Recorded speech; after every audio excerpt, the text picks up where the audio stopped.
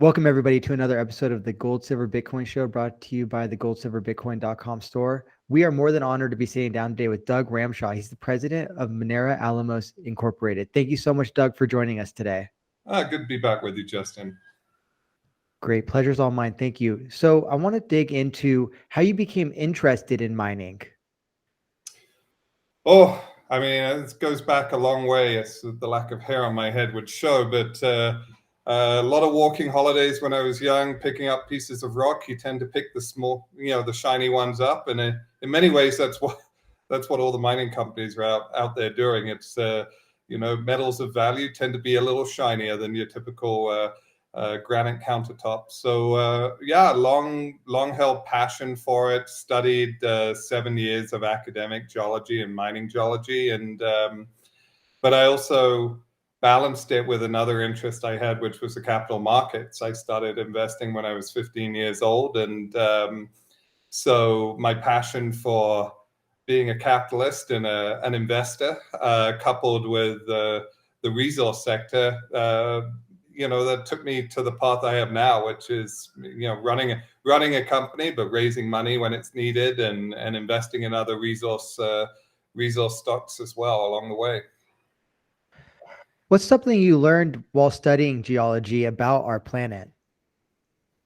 Oh, goodness. Well, I mean, it's a living, breathing entity, isn't it? I mean, we've only got to see the news of the eruption in Tonga this week to know what a fragile world it feels like at times. And we see that both climatically, obviously, and but also through active volcanism and the like, which, if I hadn't got into mining, I think my interest would have been volcanology. I just think that it's fascinating that a lot of the science now that leads us to understand where the big earthquake zones in the world are really only developed in the last, about 50 years ago. So, but whether it's plate tectonics and subduction zones around the Pacific Rim, where there's also volcanoes along with earthquakes, I think it's a constant reminder that we're guests on this planet. I think that's the thing more than anything that, probably I can speak to in terms of answering that question.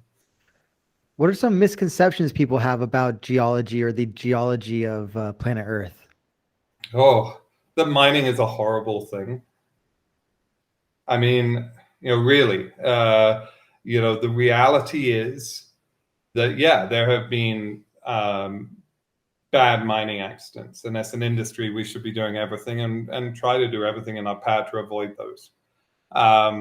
But also, mining is essential for everything. I mean, that I see around myself in my office, or I see through your back window there, whether it's cars driving by or the metal railings. It's, I think the environment is important and needs to be protected, and it can be done so while still mining for things which actually can lead to the betterment of technologies which are cleaner for the environment and everything else. So I think as a mining industry, if we can continue to show that things don't have to have a deleterious effect on the environment around us, that our very business can allow for the advancements in, whether it be in car EV technology or any manner of things which can actually be better for the broader environment at large. It's a balancing act for sure. I think that's the biggest misconception. What are like some of the misconceptions then about mining? Well, I mean, that it's a dirty old business thing. I mean, and the reality is, what is it? 50 pounds of copper in a typical car, something like that. That copper is, the vast amount of the, whatever it is, 20 million tons of copper. It's a little more than that we mine every year. The vast majority of that comes from open pit mines, which by definition are big, dirty holes in the ground. Do they blight the landscape in remote parts of the world? Absolutely. Is there good remediation afterwards? Yes. And then,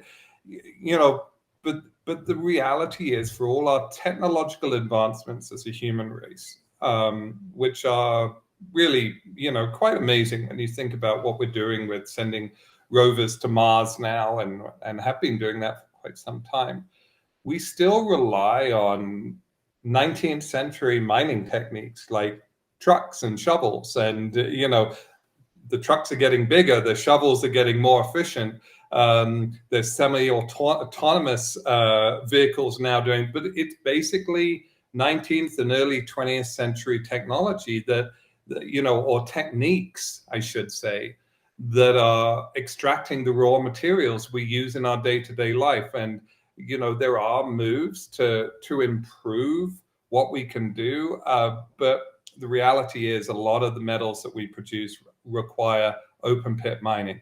And I think the biggest challenge for both the mining sector, but also I think the environmentalists who want to hold us to account, and rightly so, is for the mining companies to make the billions of dollars of investment for mining operations. They need to have clearer line of sight on permitting timelines and such like, so that we can actually produce the very things that can help the world, advance more technologically. And I think that's going to be a very interesting battle the industry faces and the environmentalists face. And especially those timelines are even more important when you think there are periods of intense cost inflation like we're seeing right now. How can you make a decision to build something, when you're not sure of the costs, you're not sure of the timelines to actually do that? So I think that's why metal prices are going to go higher. I think it's why, Robert Friedland, who is the king of promotion, but a remarkable achiever in this sector, says you've got to have you're going to need a telescope to see where the copper price is going. Because a lot of what I've talked about today isn't going to happen overnight. So we're going to get a shortage of mined metal at a time where there's going to be insatiable demand for these metals still. And that's going to lead to higher prices. What other impacts might that have? Well, I mean, it should be good for the mining companies who are actually in the business of producing metal. We have a sector which, there's a classic curve. It's called the Lassonde curve, and it has a front peak, which is this discovery expiration cycle. You've found something brand new, and the market gets excited that it could be a new great discovery and the value that discovery can create in our sector. And then there can be a very big orphan period before the far peak on that curve, which is companies that have actually managed to take a discovery all the way through permitting and construction, and are actually now producing. And Canada, where I am, I think we have way too many companies that hang on that front end of the curve, wanting the almost overnight success. The companies that tend to stick around for decades in this business are the ones who've been able to navigate across, that want to build mines, want to create those metals that should be going up in value. That's where I think there's real value. I mean, when you take a portfolio approach, as I do for my investments, I certainly have investments in that earlier, higher risk kind of discovery stage because the rewards can be phenomenal. I'm on the board of one company that is under a takeover right now, but I mean, the stock went from 20 cents in 2016 to $29 in 2021. It's those are things that are hard to imagine, those kinds of returns. So you want to have exposure to the early stage, but ultimately you don't really need too much. These companies that have made it to being producers, they've de-risked a lot. So you can sleep well at night knowing that, your investment's sound, the business is sound, they're producing metals that, the world craves and should go up in value, and should be an important part of someone's mining portfolio. As you've risen through the ranks to become an executive in this space, what have been some of the challenges you face, and how have you overcome them? Oh, definitely my accent. No, challenges. I mean, I'm lucky in that I get to do for a career something that I'm truly passionate about. So the cyclical nature of our business means there can be some very lean periods, and the better is worth the reward. But it's a tough slog. But I think if you do something, if you're lucky enough to work in a career which has been a passion since kicking over rocks in my early teens, you have the intestinal fortitude to kind of work through the cyclical nature of the business, but it is very cyclical. I think we're fortunate now we're getting into a better part of the cycle, but it's tough. But it's definitely easier when you really feel in many ways that, you've got genuine passion for the business as opposed to passion just to make money. I think that's the failing of a lot of people. It shouldn't be about just doing something because you can make money at it. Yeah, that's great and all, and some people make very good careers out of that. I made a career out of, something which I have genuine passion about. And if you do things the right way, you can make a lot of money in it too. But I think what drives me and I think helps navigate the bumps along the way is genuine passion for what one does. I found the same thing that when I've attempted to do things that maybe I am not so passionate about, I feel like there's just been a lack of it catching fire and being successful. But on the other hand, I feel like when I am doing things that I am passionate about, that the stars align more easily, and that the things that the money comes essentially. You're doing something that you're passionate about. That makes it easier, and I feel that in a lot of cases, if you're stick to it, and you not only work hard, but like complete what you need to complete, whatever that be, tasks or projects or pieces of work, art, that you can actually make a living doing that. And my next question for you, Doug, is regarding becoming an executive and being an executive. Or rather, let's take a step back. The lean years. So you mentioned the lean years. So can you tell me about how you make it through the lean years? Huh. Yeah, the best thing about the lean years, it really sorts out the men from the boys. I always say to friends, it's like, we can all have huge Rolodexes of contacts. The ones that count are the ones that are there with you in the trenches in the lean years. Because there are a lot of fair weather friends in this business, like I'm sure in many businesses. So the most important thing, and I think it helps when you have passion for something you do, is you've got to put yourself in a position to succeed. So I remember in those tough years, and I mean, the bad years can be like 5-6 years in a row, never waking up and thinking, oh, what's the point of getting out of bed? Instead, I'd be in the office at 6 a.m. every morning, because unless you put yourself in that position, you might miss opportunities that come along the way. So you've got to approach those years like any other. You know that if you work hard and you do things the right way, your moral compass points you in the right direction, that, and you've kept money saved away for those rainy days, you can survive it. I mean, I remember when I joked with a friend I was working with, I said to him, we were accruing salary. There was no salary for us. We were working hard on behalf of shareholders on a deal. But we were paying in gas and parking and stuff to go to the office to work on their behalf every day. And I joke and buying stock in the market. And I was like, wow, we're actually paying to go to work on behalf of the shareholders.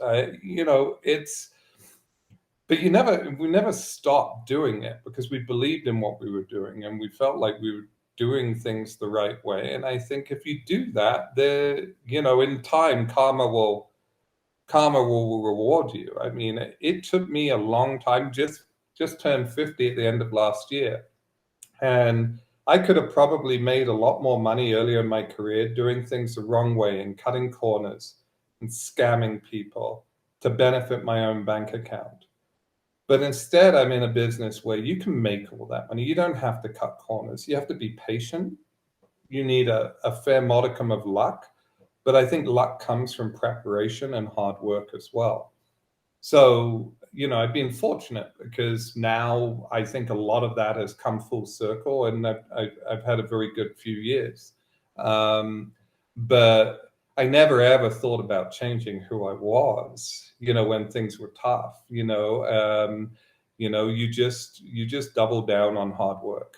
And I think patience is really the ultimate reward here. And I think it's important that you've done, if you happen to make money in this sector, you've done it the right way, which also means you've hopefully left very few victims in your wake. Whereas a lot of short-term rushes to build personal wealth often comes at the expense of a lot of people left in one's wake, and that doesn't sit right with me. You mentioned doing things the right way in the mining industry. Can you maybe explain some of the things that are the right thing to do when building a business such as Minera Alamos? Well, I think most importantly is aligning oneself properly with shareholders. Quite often you can look at company presentations and there'll be that big pie chart showing the management stake at institutions and retail and whatever. And I've said before in presentations that pie chart and that management stake in it can look very different on companies. You quite often see a really big chunk of management there, but then you've got to ask yourself the question: what was the cost base? What was the sweat equity if there were cheap shares?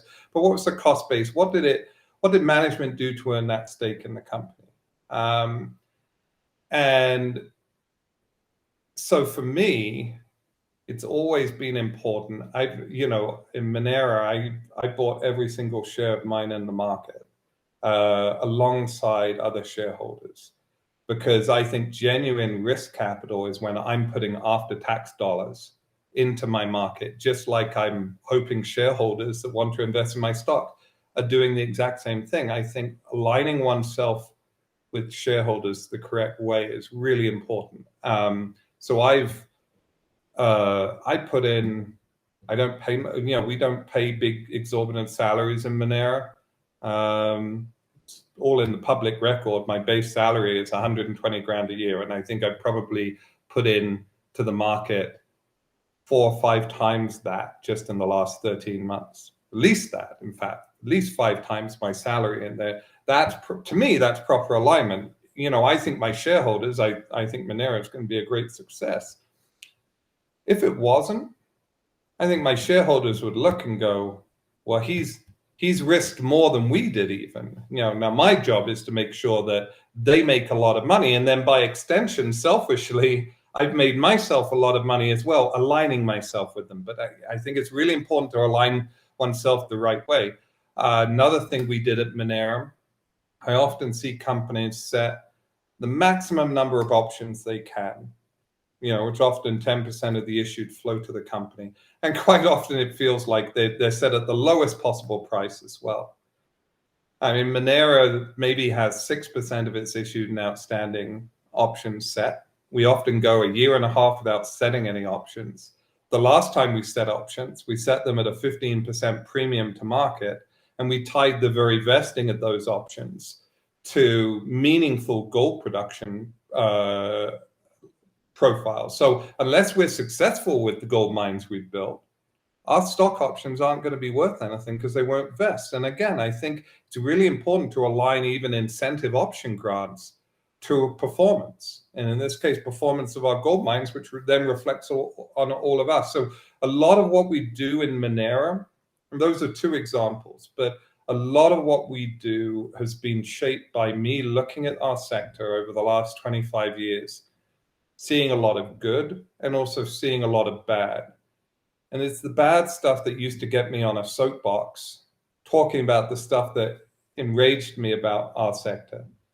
And instead, Minera's kind of my way of rectifying my issues by using Minera to do everything what I'd like to think is the right way. That's the best way to address, and hopefully you can affect positive change. Hopefully people can look at how we are doing things and conducting ourselves, and say, that is a model I'd like to follow. Maybe we can be thought leaders in how we approach things, like we did with stock options. And that would be a wonderful thing to look back on if we're able to achieve some positive change. I would be remiss if I did not ask, what are some of the things that enrage you about your industry? Oh, I mean,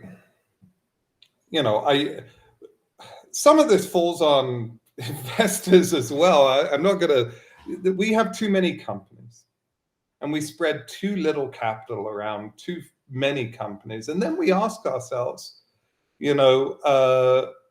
what did we get for it? Not much, because we're not concentrating our investments across the sector. There are hundreds more exploration and companies than we need in this sector. And all they do is dilute the talent pools of management teams that can effectively run those, and the dollars going into the ground, which is really important. There's a lot of companies which are set up to, make money for the key bankers and early financiers and stuff, and shareholders are used in that regard. I think. I mean, I remember having a conversation with someone years ago that always stuck with me. He goes, "Oh, if you've got a 10-cent stock, you've got to find buyers for all those people's paper at 20 cents." And I thought to myself, seems really inefficient. Having to turn over your shareholder base like that, you spend a lot of money and you spend a lot of time building loyalty, and you're acting like these shareholders are disposable, and they shouldn't be disposable. I don't care if it's someone who owns 10 million shares in my stock or someone who owns 10,000 shares in my stock. To me, their participation as shareholders allows us to do what we have a passion for, and so they're all equally important to me. And the moment you start thinking that a shareholder is replaceable, and I think you bring in inefficiencies. Instead, why not create a story? Why not act in such a way that the guy who's in at 10 cents, when the stock doubles, it's like, well, I'm onto a winner here with a team that does what they say they're going to do and delivers on things. And, and then they're there at the 30 and the 40 and the 50 cent level. And now you've just made them a lot more money, and I think we need to educate investors better as a sector. And we need to respect our shareholders better as a sector. I think if we can do that, we go a long way to approaching the very people who are the lifeblood of the public companies we do much more appropriately. It seems to me that the exploration stage can be problematic. Can you explain the way in which that is true? And I think also more to the point, what do we educate investors about? Well, I mean, the exploration stage is, it's less about it being problematic, although I think it opens up areas which can get exploited by more nefarious teams, for sure, than a production scenario. I mean, the great thing is those kinds of people don't have the patience to get a company to a production level, so they see their opportunity to do it at the exploration level. But I mean, it's inherently riskier because the odds are just stacked against you with finding economic deposits. Mother Nature, is tough. And you can, I think for exploration companies that don't make it, there's no embarrassment in that regard, because the odds are 1 in 1,000 of an exploration project becoming a mine. We've got 3 projects which will all be mines, so I like to think that we'll beat the odds there. But I don't think shareholders would worry so much if they at least felt like the company they've invested in gave them a fighting shot at that casino that is Mother Nature and the deposits that she does hold waiting to be discovered and being developed now. And there'll be lots more discoveries for sure, but there'll be lots of failed attempts to make discoveries in the meantime. As I know, as a shareholder at those early stage ones, I just want to feel like the company's given me a shot at success. I'm fine if it fails, if I feel like the company tried their hardest. At the end of the day, that's all we should be as management teams. We should just be trying our hardest for our shareholders. And, if we're doing that, we should be able to sleep at night. And I think if we do that and companies fail at the exploration early stage, I think shareholders will be understanding. We've got to be clearer communicators. We've got to think innovatively. It's very clear, from the name of your show, there is a new rising demographic in this space, in this more speculative space, and that's the Bitcoin crowd. And I'm a no coiner. See, I know the terminology, but I respect that there's innovation and moves afoot there. And the one thing the mining industry should look at Bitcoin, in relation to is the demographic. And that demographic is very evident when you look at Twitter as an example. I like to say this all the time. The top mining influencers on Twitter, maybe 30, 40,000 followers, and there are very few that reach that level. A few more in the 10 to 15,000 level. You click on a random Bitcoin or crypto influencer, and they've got hundreds of thousands of followers. So I think the biggest challenge for the mining sector, gold has been around 5,000 years. The Bitcoin crowd will say, that's old school. It's ancient. Honestly, you go to a mining conference and you see the typical age of the people in the room listening to presentations from mining companies, and they reflect gold. They do look old and ancient. Hey, I'm well on my way there as well. I mean, they're gray head or no head or, old men. And at some point as an industry, we need to bring through a younger generation, that realize that within the mining space, there's an incredible place to make money amongst companies doing things the right way and taking advantage of resource commodity super cycles like we're entering. But we need to understand that to reach out to that younger demographic, we have to shake things up. There are very few CEOs of companies that are on Twitter. I am. It's a fantastic tool to share ideas, to share information about one's company, to discuss the mining and resource sector. But so many CEOs are at that older school that there is not that ability to adapt. And so the industry needs to adapt in that regard. And at the same time, we've got to see younger CEOs coming through that maybe their own demographic can see and relate to more than balding old men. And there are some great up and coming CEOs in this business. Zach Flood, Dustin Perry, Chad Peters, there's 3 names of their respective company, but there are others like them. Early days of lithium, the old guard would look at lithium and think, God, there's lithium everywhere. They wouldn't understand it. It took young CEOs like Brian Paes-Barger of Lithium X that understood the EV revolution that was underway, to really capture the hearts and minds of younger investors into a space which is proven to have had tremendous M&A and value creation within it over the last 5 to 10 years. So yeah, these are all things that I think as a sector we need to be aware. We need to be self-aware and try to improve ourselves.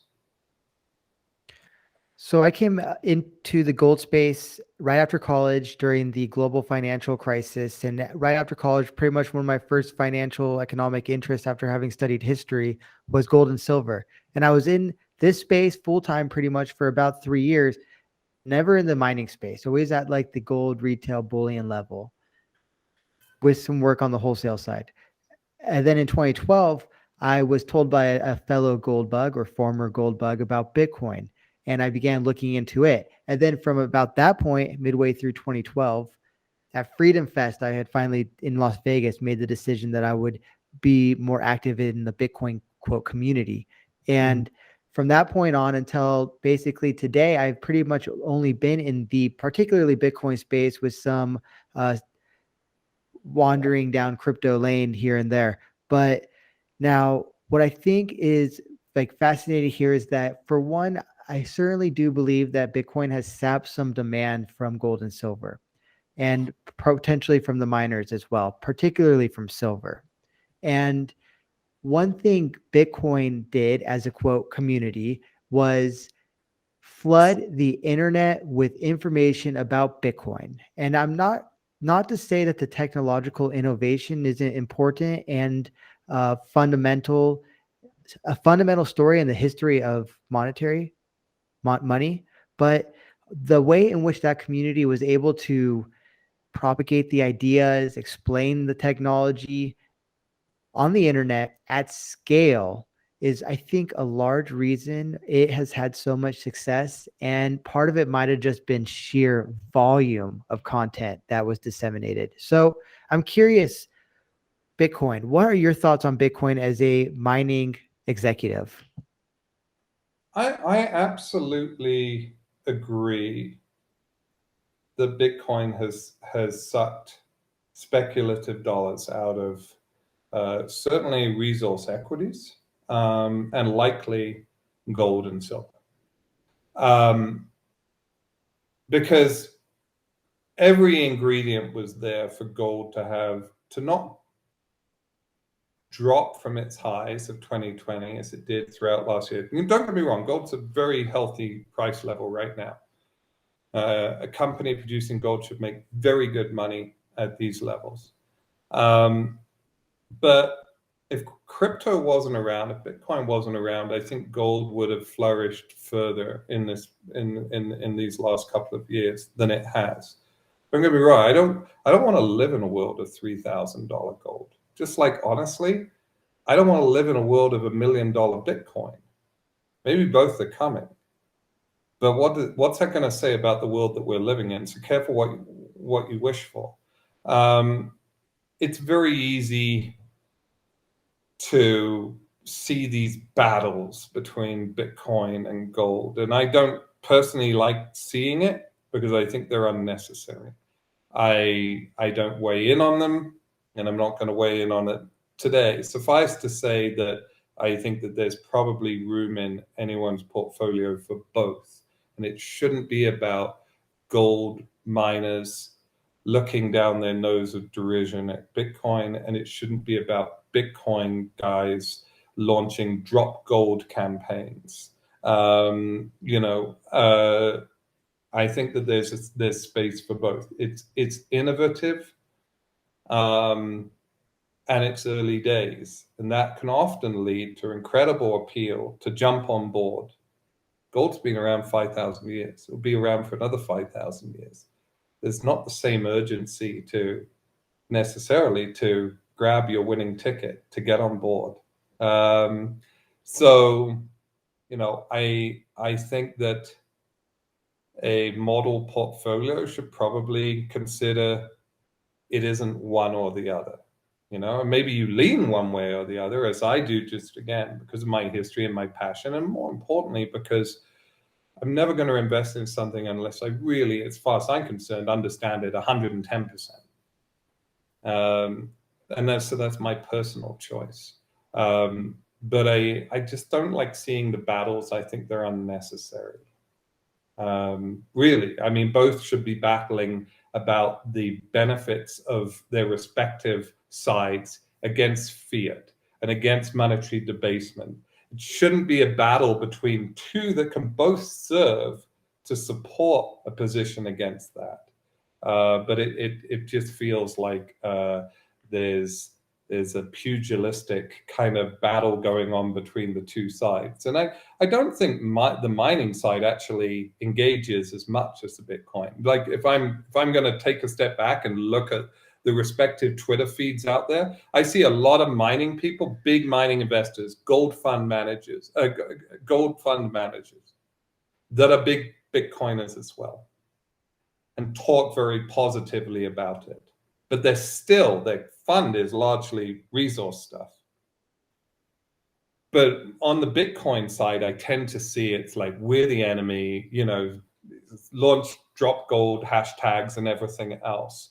Feels like it comes more from there. And that's maybe just anecdotal off my feeds, but that's how it feels. And I just find it unnecessary, and it's background noise that I don't tend to care too much about. But can't we all get along? I think what we see is what Sean Parker alluded to regarding Facebook. He commented that the algorithms were favoring those types of posts that elicit certain emotional responses. And I think there's been information or data that suggests that on Twitter, like outrage is kind of amplified. And that's where this gold versus Bitcoin debate comes in. So I would suggest or implore those who are kind of partaking in that battle, which is nonsensical axiomatically speaking, like as you stated, monetary debasement seems to be something that both gold and silver and I guess Bitcoin have in common, but also to maybe take a step back and not partake in this kind of like outrage culture as it pertains to precious metals and Bitcoin. I think diversification is a key fundamental in investing.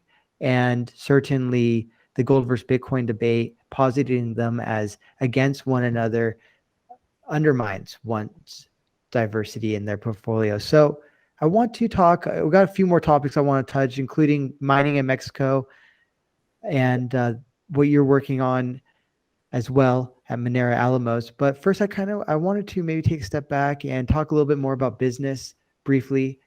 So being a capitalist, people think that you're just here to make money and exploit the world's resources. But I'm curious, Doug, what does being a capitalist mean to you? Oh, if I was just about making money, then I'd only have one goal, and that was making money. And then once I'd made a certain amount of money, it's like, what's my new goal? To make more. And I see a lot of people in my sector, and that's what they do. They set a target. And once they've achieved that target, they just move the goalposts and look to, that's something that drives them. That's great. I'm in a business that can make you a lot of money, absolutely, and I have no illusions about that. However, what's kept me grounded most of my life is a search for an inflection point. We make a lot of sacrifices in our business, and often the biggest losers are the family around us when we're away from home, or we're in weird and wonderful parts of the world looking for stuff. And for me, which is why I don't think I'm like, yes, I'm about making money, but to a point, an inflection point where suddenly, instead of family revolving around work suddenly can revolve around family. And at that point, if you've reached it, then good on you. And really, there shouldn't be a need to try building more wealth beyond that. And I think that's why we see a lot of our leading industry members have done very well for themselves. Billionaires created out of the resource business, but are now engaged in very philanthropic activities. the Ross Beatties of the world, the Pierre Lassonde, Seymour Schulek of the world, heavyweights in our sector, understanding the need to give back as well.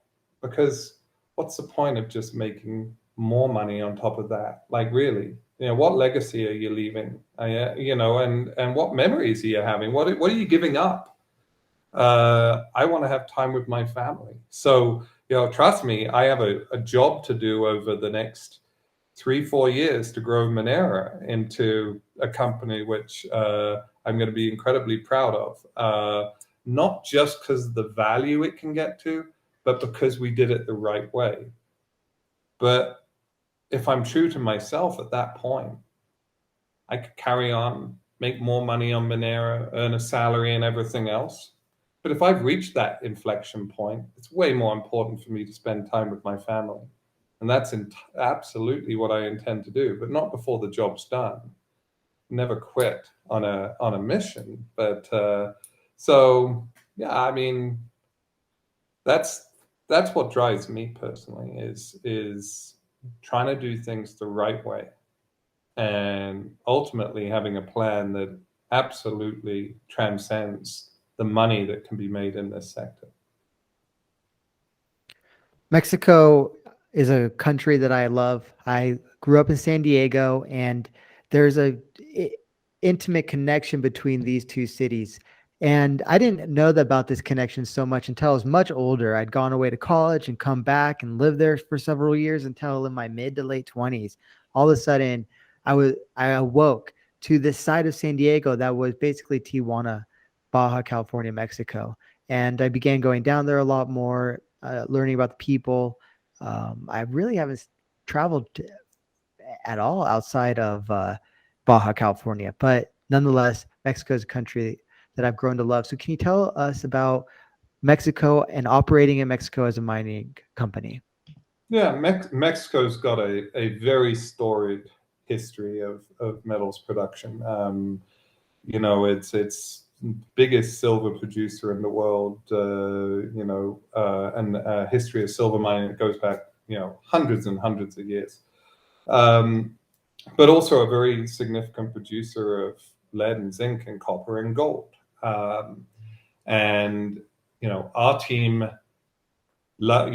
is largely Mexican nationals. Even my CEO, who's Canadian, has his permanent residency down there and has worked with the rest of our operating team for the last 13 years, building a number of mines under different company banners down there, all of which were successful. And we brought our team together under the Minera Alamos banner to continue to, build gold mines. And if we do that right, it's great for all stakeholders, not just shareholders, but government taxation receipts in Mexico, and most importantly, the communities that you can make a real change to, a real difference maker in tough parts of Mexico where there aren't jobs available.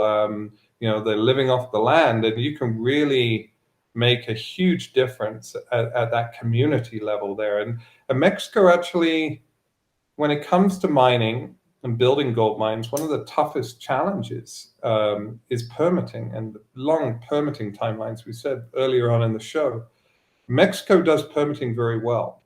To start with, you can't start the federal permitting procedure unless you have community agreements in place, which means you have to consult, you have to build on and establish a social license with the very people that effectively are welcoming you into their community in an attempt to build mines which are going to benefit them and many others. So Mexico does it very well, and that you start with that, and then you go through the federal process, which can take 8 to 12 months, which is very rapid by permitting timelines. So for us at Minera, we build our mines very cheaply.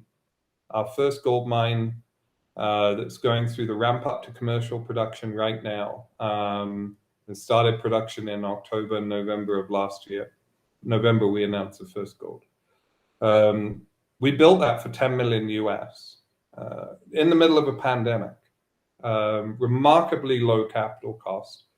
So when you combine our very low cost to build our gold mines with rapid, timely permits that you can get in hand, you can build a sequence of gold mines very quickly and very affordably in Mexico.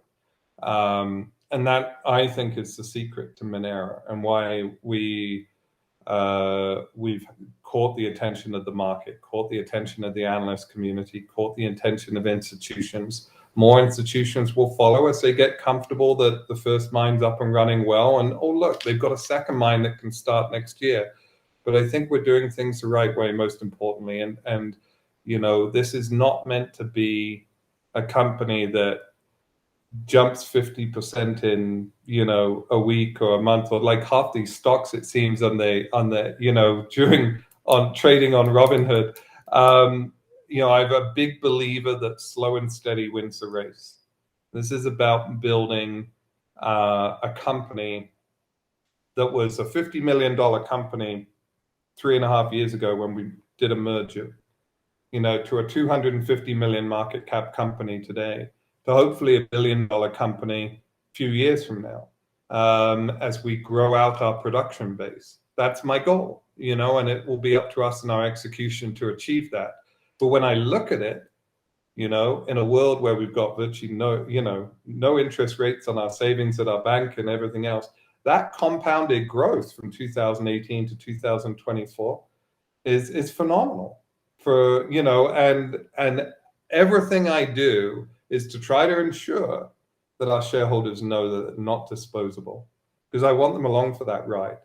And so it's one of the reasons I've invested as much as I have alongside it, because we have the team to build. You know, we're working in a country that likes mining, supports mining. Sure, Mexico has its issues. A lot of people will raise the you know, issues of cartels and stuff. Cartels have been around whilst majors have built great big mines down there. You know, I think it helps when you have a team that is largely Mexican. They understand how to operate in the jurisdiction that you plan to be in. The south of the country is a little bit more the wild, wild west. We focus in the north of the country. Not quite Baja, Tijuana north, but up in Sonora and Durango and northern Zacatecas. Better parts of the country, in my opinion, to operate. Ones that I'd be prepared to go to. You'll never see us with a mine in southern Mexico, because I won't go to southern Mexico. And if I'm not prepared to go somewhere, then why would I expose our shareholders to a place I'm not prepared to go and walk the ground myself? So northern Mexico, completely different. Yeah, it's a fantastic jurisdiction, and we like working with our stakeholders and the government to advance our projects there. What does slow and steady mean in the business context? Well, I mean, slow and steady means, well, I'll give you a good example, actually. Often, always, when a mine starts up production, it goes through its pre-commercial stage where it's ramping up operations, it's breaking ground, it's starting to move rock, it's starting to produce some gold. But it's not at a commercial level yet, because it's not making money consistently. You know, it's in that ramp-up phase as anything scales. You know, so we will at some point early this year announce commercial production. I've seen companies before make a declaration and put out a press release, commercial production. Now, if you're a shareholder, you look at that and you go, great, they've got through all the hard work, now they're making money, right? Commercial production, you know, the nature of it being commercial, it's like, to me, creates an illusion that an operation is making money. Because I won't name names, but there are good examples in our sector in the last few years of companies who've announced commercial production and have proceeded to have to do numerous equity raises because they're losing money. And not losing money because gold's gone from 1,800 to 1,400, because gold didn't do that. Losing money because their operation isn't making money. And to me, a good example of slow and steady wins the race is we're never going to feel pressured by the market to make some declaration if we're not comfortable about making that declaration. And when we do, it's because we know we're making money and our shareholders know we're making money, and we're not going to have to go back and dilute them. So we're not going to rush to do that. Quite often, financiers will suggest to companies, oh, do this deal. We'll give you a ton of money, do this deal. And then when that company gets out of its comfort zone and tries to do too much too quickly, mistakes get made, share prices fall because of one problem or another, or they've got over leveraged. And then, very investors will say, well, you shouldn't have done it that way. But they were almost enabled by the people saying, here's money, go out and do this. The best people to understand the pace at which a company can grow are the very people running that company. And so I always say, we'll march to the beat of our own drum, not someone else's. And someone who's not happy with not making 100% in a few weeks, I don't want them as a shareholder anyway. But what I do want to attract are shareholders like I've had since 2018 that are very happy with a 450% return, in 3.5 years. It didn't come overnight, didn't come in a matter of months. It's taken time and patience. Those are the people I want to come along for the ride, experience the evolution of this company. And so, because it will be slow and steady. It'll be a penny here, 2 pennies there, a move, maybe give some of it back. But, for me, there's so much in our sector and in the markets at large about, immediacy in investment returns. And there isn't that immediacy in mining company growth. It doesn't happen at the same pace at which people want to see their returns show up in their account statements. Every now and then it does when, with those great discovery kind of moments, but typically it doesn't. And I think that's a really important thing for people to understand. They can get outsized returns over a matter of years, but they won't typically come in a matter of days or weeks or months. And unfortunately, I think right now in the broader markets, we have this sense of like, hurry up and pay me already. For those who don't know, last question, what is Minera Alamos? Absolutely. Well, I've alluded to it a few times, but we are a gold producer. We've just completed the building of our first gold mine in Mexico. We have 2 more to build. We hope to build the second one in 2023 and a third one in 2025. And to join the ranks of bigger gold producers, but do it slow and steady. We have a team that has built numerous mines before. It's their bread and butter. It's their passion. Everything about our team, is about passion for what we do. And we're excited because very few companies, actually build gold mines in our sector. And to me, that's our widget. We're in the widget making business. It's just our widgets happen to be made of solid gold. And it's a very exciting year for the company as we announce commercial production at our first mine and set the stage to build the second mine next year. I think all the metrics, if we can deliver, suggest a really dynamic growth company in the gold space. We've had the honor of sitting down today with Doug Ramshaw. He's the president and director of Minera Alamos. Thank you so much, Doug, for joining us today. Thanks, Justin. I thoroughly enjoyed it. And thank you, everyone, for listening.